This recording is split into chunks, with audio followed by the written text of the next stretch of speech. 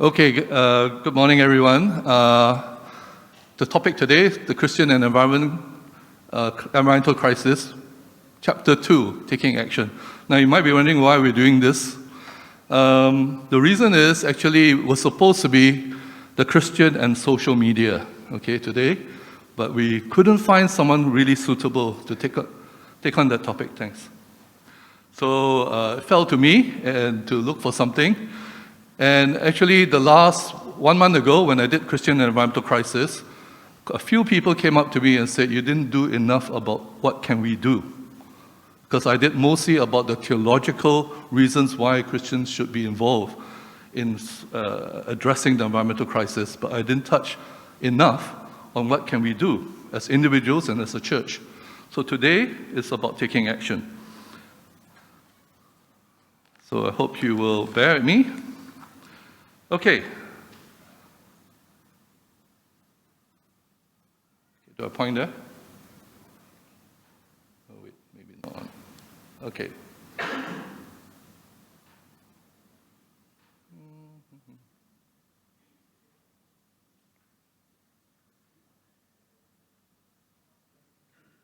Sorry.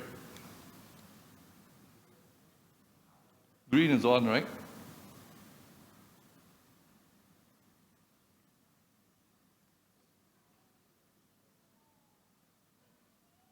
Maybe you could do it for me. You could.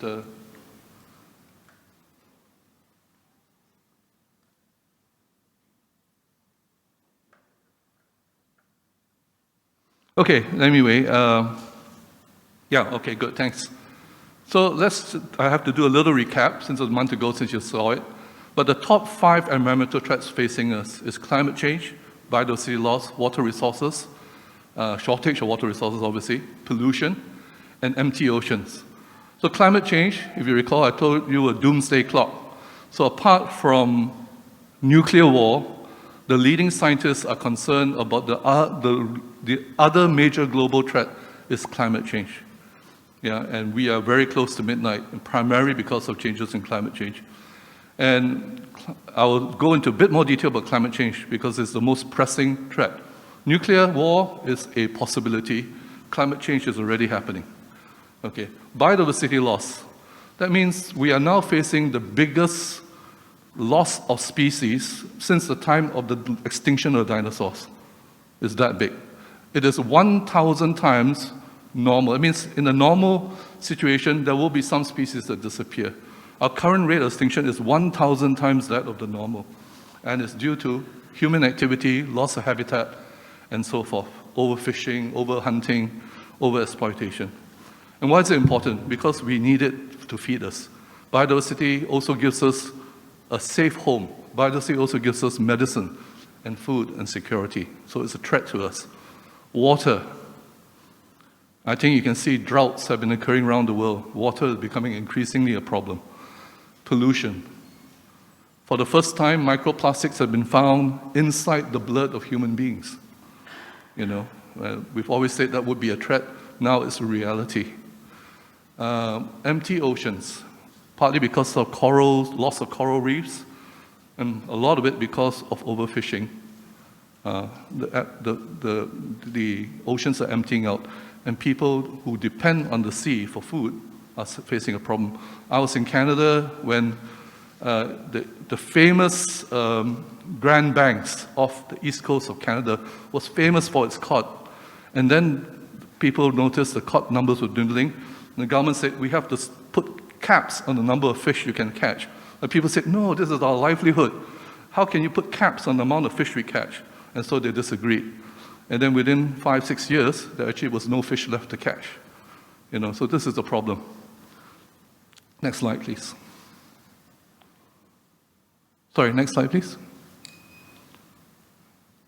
Okay, I want to focus a little bit about climate change. As I say, it's ongoing, the most urgent threat of many severe threats.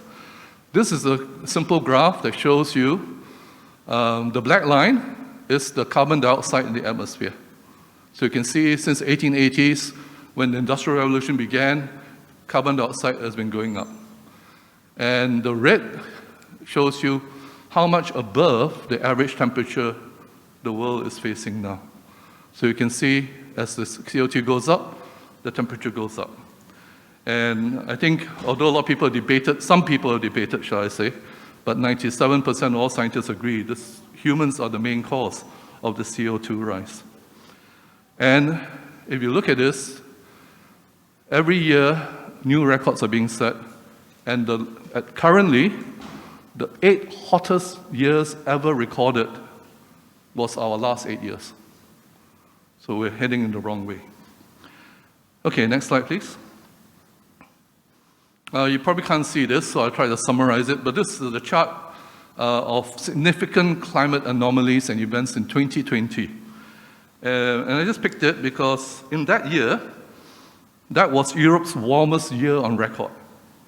Now I think beaten by 2022. Yeah, but that was Europe's warmest year on record. Africa's 4th warmest, USA's 5th warmest, Asia's warmest year on record. After 110 years of records, warmest year on record. In South America, it was the 2nd warmest. It had the highest number of hurricanes ever recorded in the Atlantic. It had the highest number of global cyclones ever recorded. And the Arctic ice shrank to the 2nd smallest amount in that year, 2020. So you see this happening. But more important, this is happening more and more. It's getting more of a problem. Next slide. And this was a drought map for August 2022, so just a month ago, just over a month ago. And drought is happening in places you would never expect.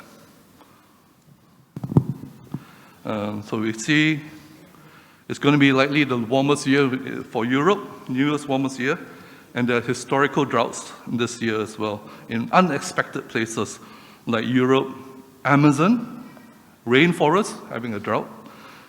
In Canada, Siberia.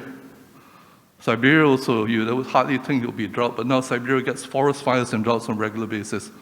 Our Tim and Pikchin went to the Rocky Mountains, which is supposed to be beautiful, cool, but just before they went there was actually a forest fire. I think the first that I've ever heard of in that area. So you can see things are changing. Okay, next slide.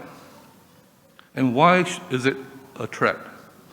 So the first one, just click, please. First one is, of course, it damages the ecosystems. And I said ecosystems, what we provides our water, our food, our air. And so it damages that, ecosystems.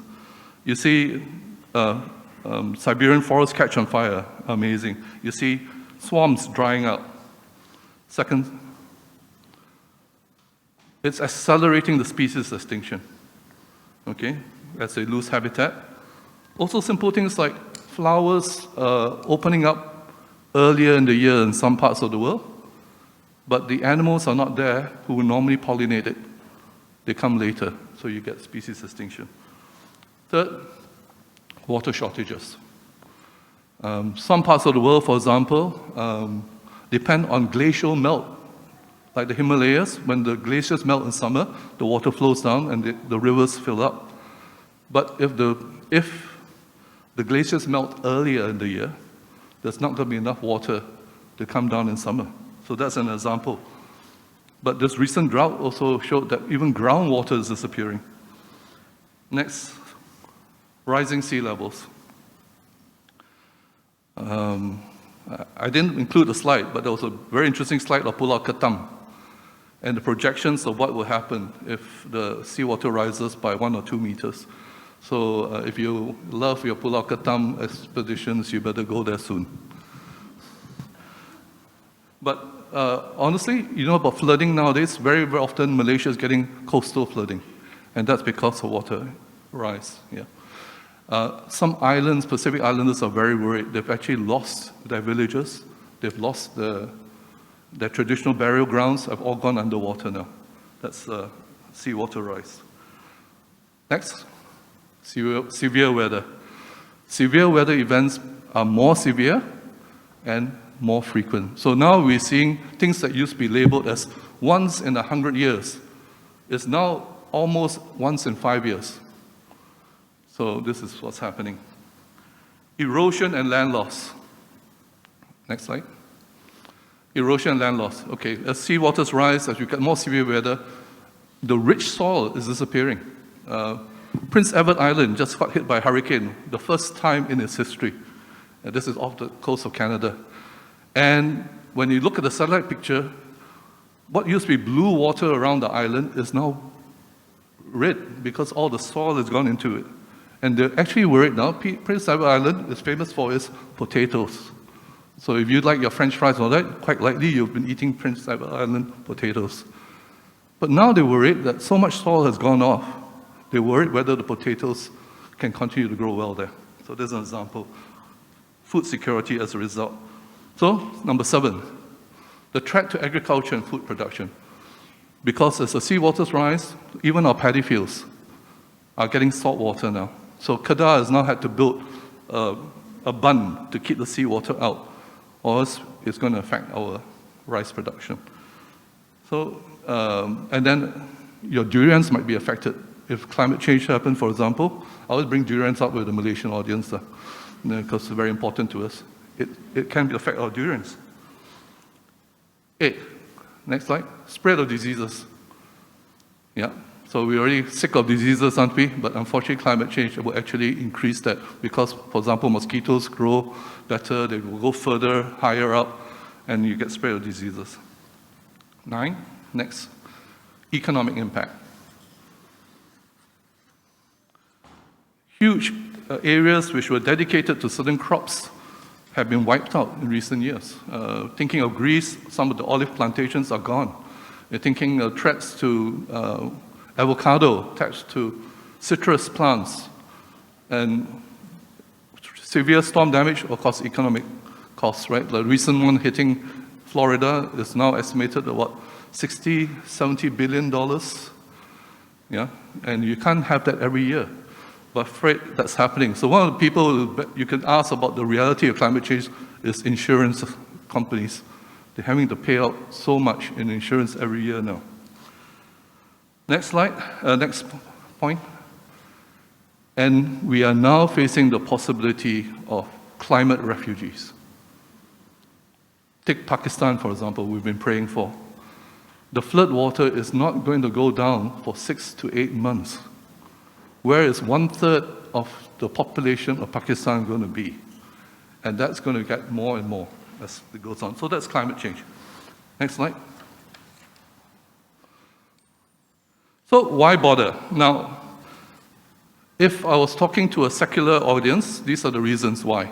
And these are all selfish reasons primarily. Next slide.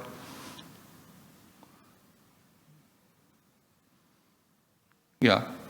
We would appeal to you because nature is unique and beautiful in itself and worth protecting.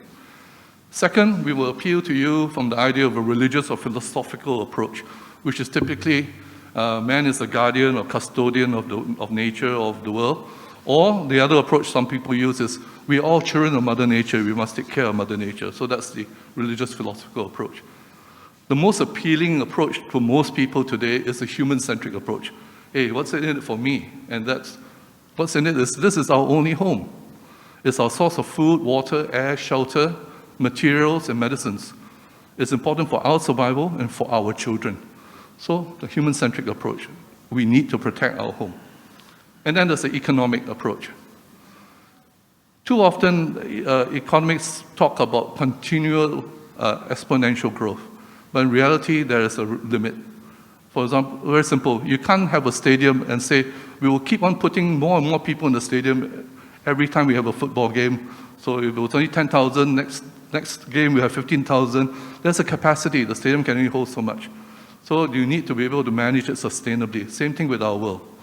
So instead of looking at continual growth, we look about sustainable growth. Yeah? So that's the arguments if I were talking to a secular group. But here we're talking about a Christian approach. What is the Christian's position? So, next slide. Oh, okay. Before that, I also mentioned last month that unfortunately there has been it's perceived that many Christians are against the environmental movement. And the reason is because some Christians believe that environmentalism is evil and a worldly force. Why? Partly because in the in the early days, there was a lot of environmental terrorists, people sabotaging loggers' equipment and so forth, taking action which was illegal, doing things like that, which attracted a lot of attention, and Christians felt they cannot be behind an organization or movement that does things like that. Part of them were very concerned that the environmental movement was always talking about how Native American religions talk about living in harmony with nature, whereas they seem to imply that Christian religion doesn't have that way of thinking. So some Christians reacted and said, they're moving into all this new age and pagan spiritualism. And some also took offense at the suggestion that needs to be population control. I won't go into that, but some Christians found that a bit a no-go either. Then the second attitude of Christians is that this is not our priority. So it's in God's hand. Our priority is to do evangelism and to spread the gospel. Our place, the world is only temporary. We're all looking for our heavenly home anyway. So let's not get too involved in this and leave it in God's hand. That's another approach. And the third approach is, even if I want to do something, what am I? I'm just one person. I have no power to change anything. So that's the three main reasons Christians have not been active in the environmental movement. Okay, next slide. So, just to refresh your memory before I go to action, what are the 8 main reasons why Christians should be involved in the environmental crisis? Okay, next slide. So I already did this last month, so I will just recap it without going into much detail. All creation is God's. God declares it is His, it is not us. So we are leaseholders. God is still the owner of creation. And the passages are given there. We read that God cares for His creation. Yeah? We see that when the Great Flood, not just Noah and his family were saved, but God saved the animals as well. God cares for His creation. We read in Romans 1:10, creation testifies to God. So part of our evangelistic effort is to point to creation, point at nature and say, can you see God in nature? But now we see a creation that is marred by human sin and human activity. So that sullies the water. Point 4, God appointed us as stewards. Yeah, we are supposed to take care of nature. We are supposed to be His stewards in this regard. Interestingly, 5, creation is in God's restoration plan. So we always talk about God's, Jesus' sacrifice, restoring us back in fellowship with God. But nature and the world was tied to that. So in Romans 8, you see that nature waits to be redeemed together with us. 6, as salt and light of the world, salt of the earth and light of the world, we have a role to play in any aspect of the world. And environmentalism is one of them. 7, obey the greatest commandment. Because if we love other people, love God, and we love other people, if we love other people, we have to be involved in environmental issues, because like climate change is going to affect, especially initially, especially the poor and the marginalized.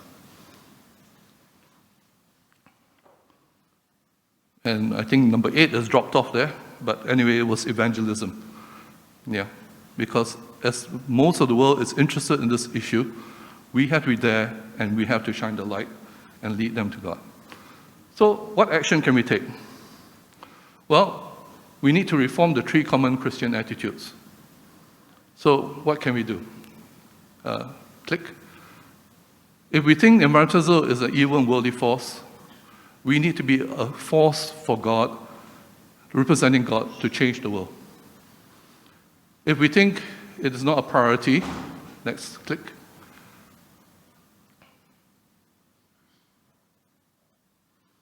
We need to change the church. And if we think we have no power to change anything, next, click, please. We need to change ourselves. So that really is the gist of what I'm going to share with you with some examples, okay? So let's look at changing ourselves first, right? Next slide. In a number of counseling and psychology classes or I don't know, workshops I attended, one of the things people say is that when you're faced with a problem and you feel it's very hard to change other people, that is true, start with changing yourself first. Yeah? Start with changing yourself first. So what can we do? First thing is to educate ourselves. Find out what is happening. Find out what are the issues and what are the problems and what are the solutions. It's out there. So the first thing is to educate yourself. Okay? And when you have done that, then you can select your next step. And very often, the most important thing for us to do as individuals is to reduce your footprint. You've heard of this phrase, right? Reduce your footprint. Reduce the amount that you impact the environment. And I'm sure you know the phrase reduce, reuse, recycle. Now, we have a problem of overconsumption. We take up a lot more than we need. And not only that, we often waste it. So, for example, it is estimated that 30% of the food produced in the world is actually lost or wasted. 30%. So if you talk about feeding the population, that is enough every year to feed an additional 2.6 billion people. But more importantly, when you waste the food, some part of a rainforest has been cut down to produce that food. So as our population increases and we continue to waste food, more and more forests fall at a faster rate. But if we can reduce our wastage, if we can reduce our consumption, we might not have to do it. Yeah? 30% is a lot. And why is it wasted? Well, partly it's because, and I confess to this sometimes, my own fridge, I forget that I got stuff in there and I buy new stuff, then it gets spoiled and I throw it away. I need to be more conscious about doing that. But other reasons is because we don't like to buy produce that doesn't look nice. And so a lot of places, the farms don't sell it to us, they throw it away. A tomato has to be nice and round with no blemishes. An apple has to be red and waxy looking, no blemishes. So in parts of the world now, some people are taking action, like in parts of Europe, France, for example, there's a whole section where you can buy the ugly vegetables. It's fine. Once it's cooked, you can't see it anyway, right? So there are ways to do it to reduce our footprint. And obviously, electricity is another thing. So recently, King Yi mentioned that people have left the air cons on here and all that. So we ought to be more cautious about things like that. Yeah? So it's not just about saving electricity bill, which is also going up. It's also about helping the environment. Reduce your footprint. Reduce, reuse, recycle. Reuse old furniture. Then you don't have to cut new trees to build new ones. Too much is thrown away. We have a throw-away attitude nowadays, right? And recycle whenever we can. Now, we say, well, I can't do a lot. And I'm not asking everyone to be 100% at this, humanly speaking, we'll never be that good. There may be a few environmental warriors who can be 100% at saving electricity, saving food and everything. But even if you can do it 10%, it makes a big difference. So if all of us do it, we can make an impact. So reduce our footprint. Donate. There are a lot of environmental causes you can donate to. Yeah? In Malaysia, the top two probably be WWF and MNS, Malaysian Nature Society. So donate. They have a lot of programs to help with conservation. Volunteer when you can.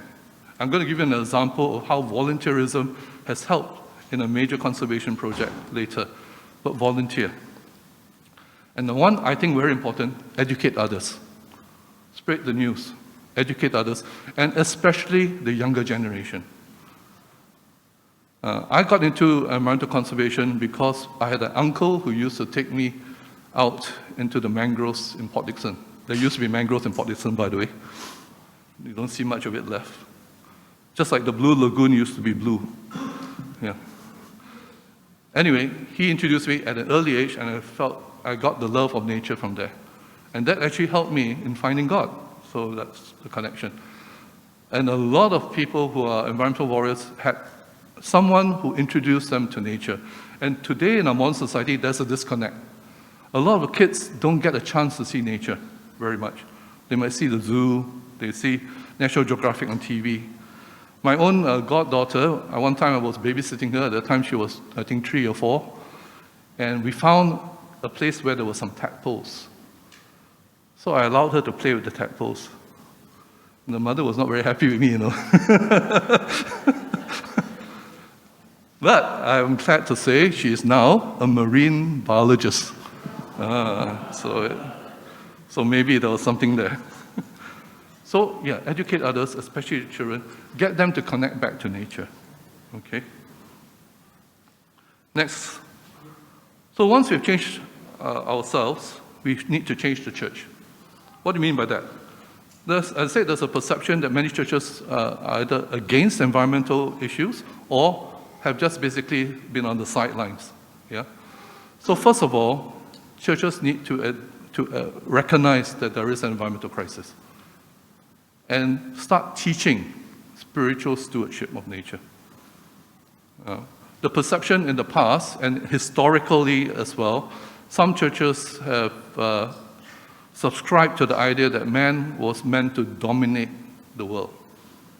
Yeah. But no, we should teach man should be there as stewards for the world.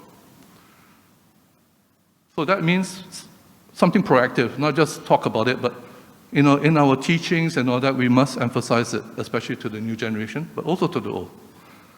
Then, just as individually we can reduce our footprint, the church needs to look at how it can reduce their footprints. So honestly, it may mean that sometimes when we have our makan get-together, for example, don't be upset if we use paper plates rather than plastic plates. Sometimes we say, oh yeah, the paper plate no good because my curry begins to leak. Let's have plastic. But it makes a difference if we just make that little sacrifice and reduce plastic, for example. So as a church, we should look at that.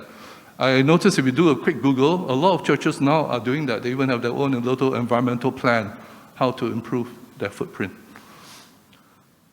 Partner with community groups. Now, in our church, we have communal, and we are bringing community groups into our communal space. But we need to get to know them, we need to work with them.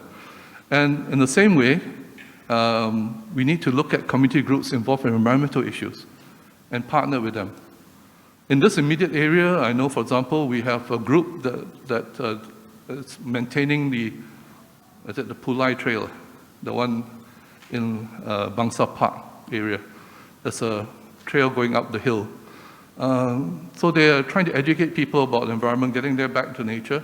Maybe we can look into how we can partner with groups like that, Maybe we could work with them to get our Sunday school to go there or something like that. Partner with community groups. Then on a more serious note, I've been actually asked to talk to some Christian aid agencies about how would it impact their work. And the reality is that we now have to prepare for climate refugees and the problems that they will face. So as a church, not just Bangsar, but as a Christian body in the world, we need to start getting ready to mitigate the impact on the vulnerable. And there's a whole list of things that can be done. I don't have time to go into detail.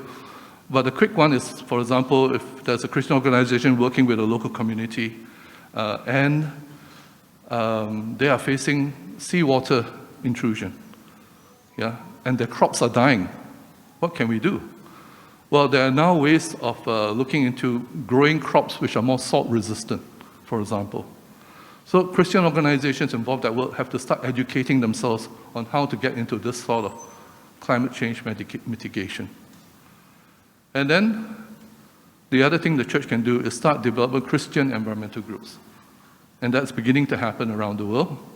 Why? Because if we say we're not happy with how some of these environmental groups carry themselves, then let's set the example. Let's do it the way which we think is responsible and still good testimony, so that we can do that together. The third area is to change the world. Make environmental stewardship part of our testimony and our witness. So right now, a lot of people think Christians are not involved in environmental issues. They don't care about the things we care about. Change that perception. It's part of our testimony. Go there and show them what the Bible really teaches about environmental stewardship. Next is being the salt and light.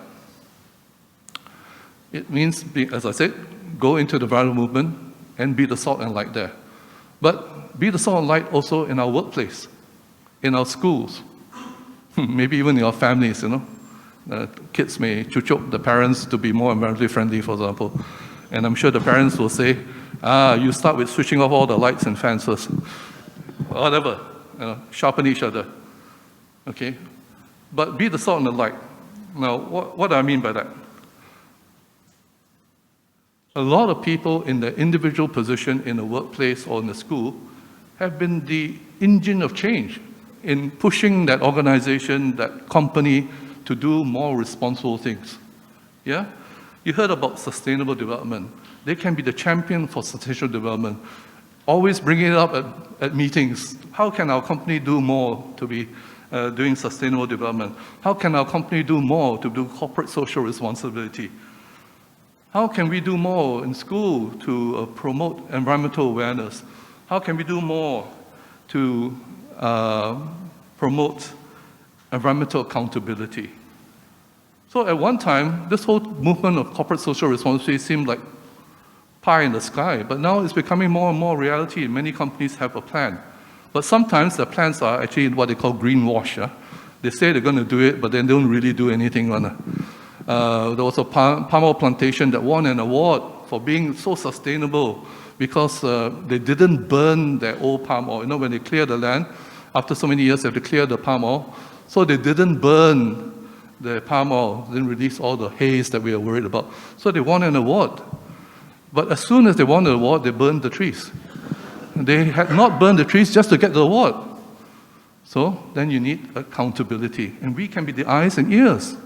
And many times successes have been made because ordinary people, either in ordinary citizens or some people in the companies, have blown the whistle and held them accountable. Next, use your voice.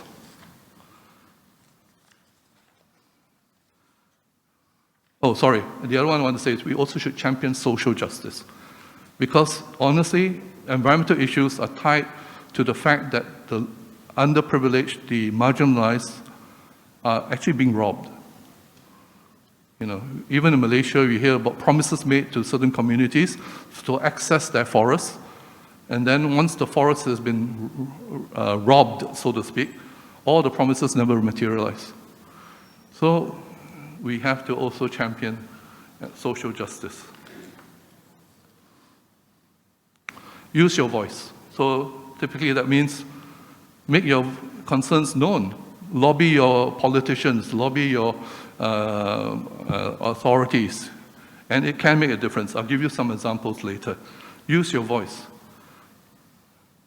Even in Malaysia, I've been involved in conservation for many, many years. In the early years, I got so frustrated. But after 10, 15 years, we can see the fruits actually. So it's good. So use your voice. Vote with your feet. This is about using economic pressure. Yeah. So if you have a company that is not environmentally friendly, don't buy their products. Go to another one. I'll give you a very simple example. McDonald's. Because of pressure from their customers, they got rid of their polystyrene boxes. That's an example. Now you have paper wrap boxes which will degrade, whereas the polystyrene ones will just end up in the sea. So that's just an example. You can do that. Okay, so vote with your feet. So if a company is not practicing good behavior, go and buy from someone who is.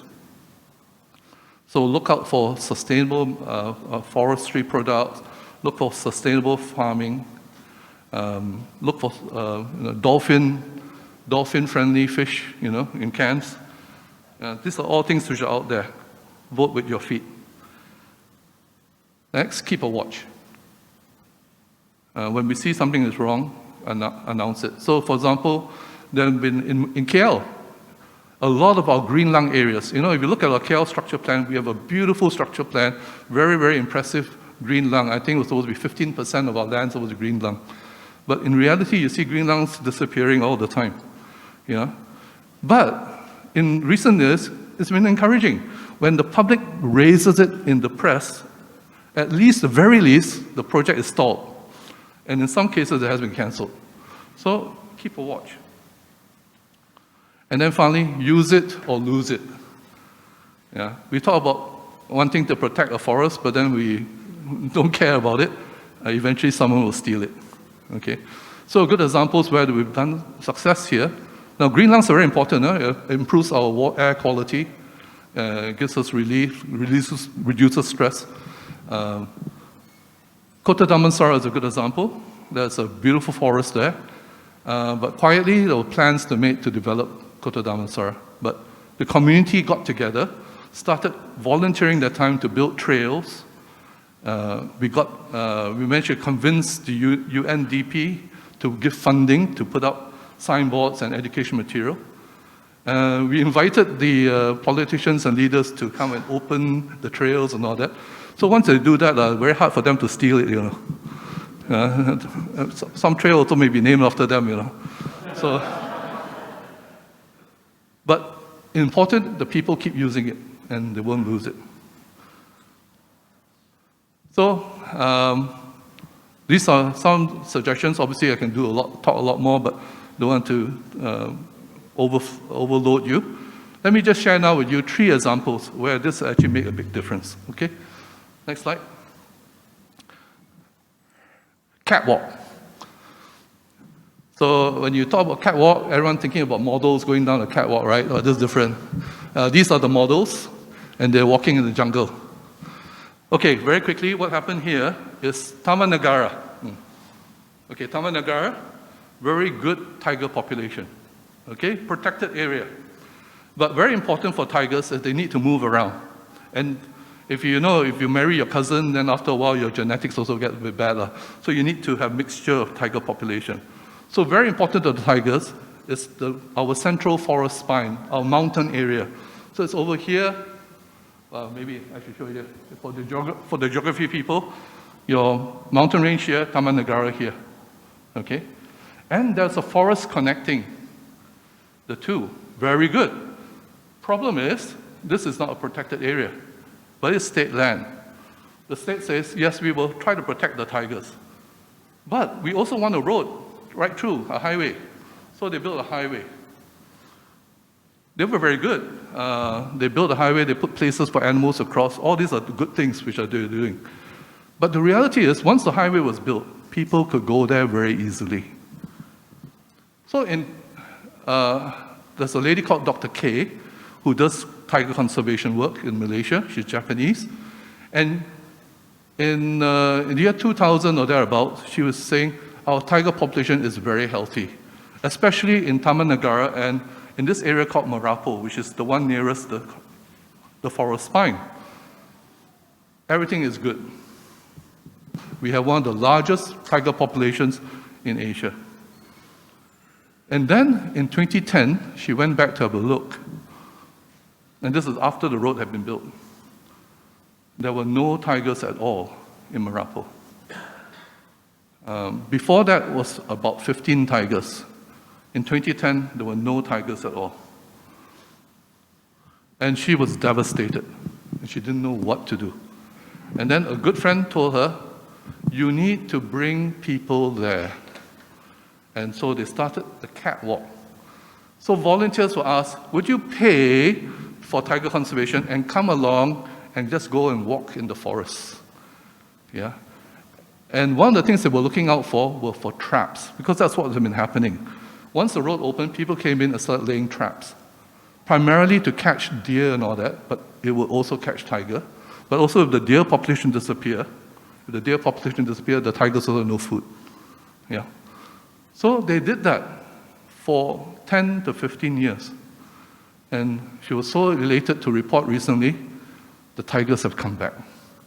Because when the people started going there, and it wasn't very often, like maybe once a month there'll be a group of 20 people walking around the forest, aimlessly, But it scared away the people who were laying the traps. And as a result, the population came back. Yeah. So even a simple thing, you don't need any experience. Just go around, pretend to take photos, look out for traps. They hardly found any, but it doesn't matter. It scared the poachers away. This is an example of a success. So she just reported the tigers are back. 8 individuals. Yeah. So it makes a difference. Next slide. Oh, this one we go to Taiwan. This bird, black-faced spoonbill. How many of you think it's a lovely bird? Oh, very few, but good. Thank you very much. Well, the Taiwanese didn't think it was a very lovely bird either. It's very quite ugly. So they say, they were in this place called Tainan. I don't know, some of you have been there. But historically, the people in Tainan were not very friendly to these birds. They were a nuisance. And when conservationists talk about protecting it, they'll say, hey, don't put laws and regulations in my backyard. I want to be able to fish. In fact, they were very upset with the birds because they thought that the birds were stealing their fish, for example.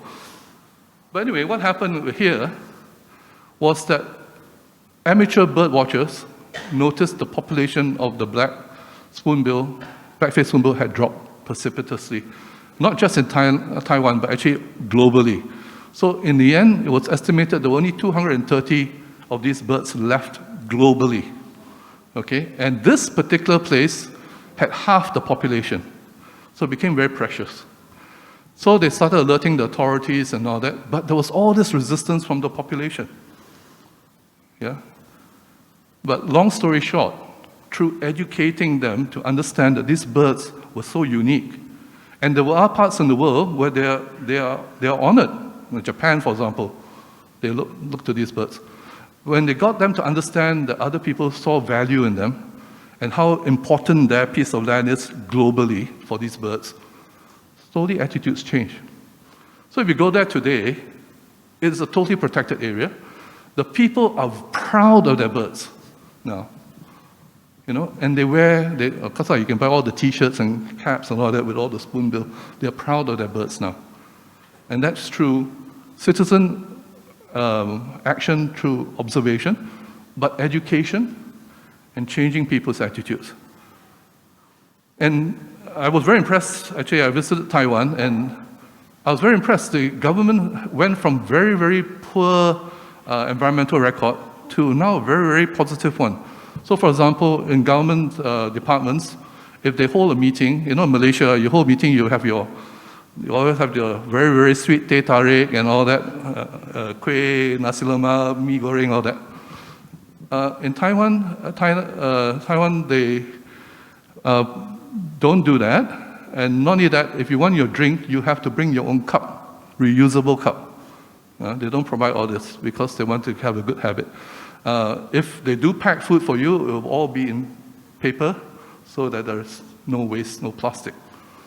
So, very good example from the government. Okay, next slide. Tree planting. China. In the 70s and 80s, China had a terrible environmental record. Today still is actually the biggest producer of greenhouse gases now. Yeah, so it's still bad. But remember in the 70s, 80s, they had terrible air quality, really, really bad. You could say comparable with India. India is pretty bad, yeah? But where India has stagnated, China has taken action to improve things. Yeah, China plants trees. It's the country that has planted the most trees in the world. So within a 40-year period, the tree cover has increased from 10% to 22%. Okay? Trees grow very slowly, so you have to take time. But they have stopped desertification in some places, where the desert was coming in. They've stopped it. They reduced sandstorms. They reduced flooding. They've improved air quality in large parts of the country. So very good success. And China is making it one of the key directions they can do to reduce their carbon footprint. Okay, they admit they're not going to reduce their carbon output sufficiently by 2050, for example. But what they can do is plant trees to balance it out. Yeah?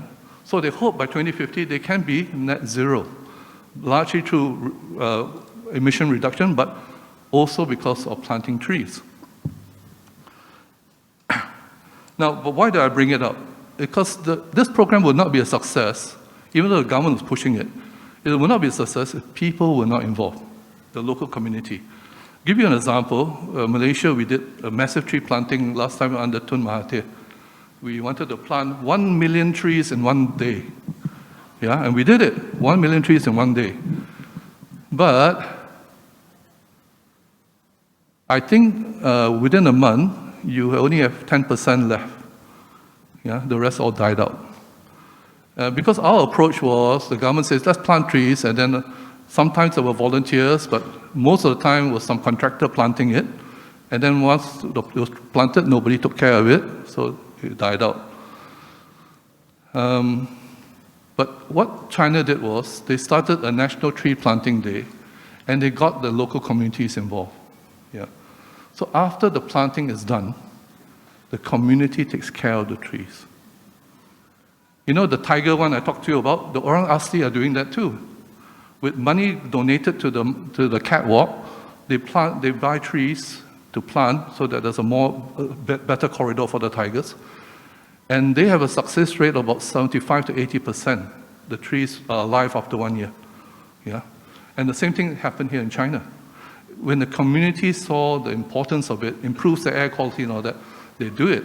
So now apparently, I haven't seen this myself, but I read about it, apparently this is a big event every year. Every year there's a tree planting day, and the different generations of the family will go out to plant a tree. Yeah, and they pass on the love of planting trees to the next generation.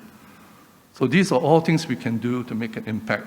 In China, there's a good example because it's really helping the country. You see the pictures.